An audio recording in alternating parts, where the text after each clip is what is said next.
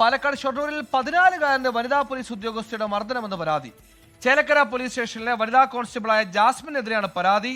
Shoranur police സംഭവത്തിൽ കേസെടുത്തിട്ടുണ്ട്. ആയിഷുദ് ഷംന പാലക്കാട് ജില്ല. ഷംന, വിവരങ്ങൾ.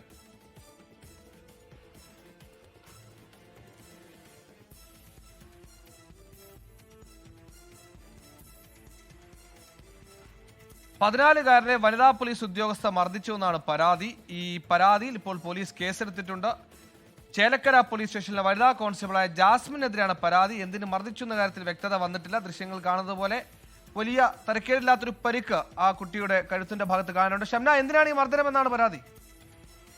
സുഹിൽ, ഷൊർണൂർ പോസ്റ്റ് ഓഫീസിന് പിറകുവശത്തുള്ള വാടക വീട്ടിലാണ് ഈ കുട്ടിയും കുട്ടിയുടെ കുടുംബവും കഴിയുന്നത്. ഇക്കഴിഞ്ഞ ഞായറാഴ്ച വൈകിട്ടാണ് കുട്ടിക്ക് മർദ്ദനമേക്കുന്നത്. അതായത് ഈ 14-കാരനും കുടുംബവും താമസിക്കുന്ന ക്വാർട്ടേഴ്സിന് സമീപത്ത് തന്നെയാണ് ഈ പോലീസ് ഉദ്യോഗസ്ഥയുടെയും വീടുള്ളത്. രാത്രി കാലങ്ങളിൽ ഇവർ താമസിക്കുന്ന ക്വാർട്ടേഴ്സുകളിലേക്ക് ആരോ കല്ലെറിയുന്ന എന്നൊരു അവസ്ഥയുണ്ടായിരുന്നു. ഈ കല്ലെറിയുന്നത് ഈ കുട്ടിയാണെന്ന് പറഞ്ഞുകൊണ്ട്, അങ്ങനെ ആരോപിച്ചുകൊണ്ടാണ് കുട്ടിക്ക് നേരെ അതിക്രമം ഉണ്ടാകുന്നതും മർദ്ദനമേൽക്കുന്നതും.